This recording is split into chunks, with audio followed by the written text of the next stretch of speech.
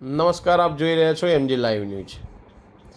અત્યારે એક તમે વિડીયો જોઈ રહ્યા છો જેની અંદર યુરોપમાં આવેલો દેશ છે હંગેરી, જેની રાજધાની બુડાપેસ્ટ છે, જેની અંદર અત્યારે એક મેળો ભરાયેલો છે, જેમાં અહીંયા કલાકારો આવ્યા છે અને મેળાની રમઝટ બોલાવી છે।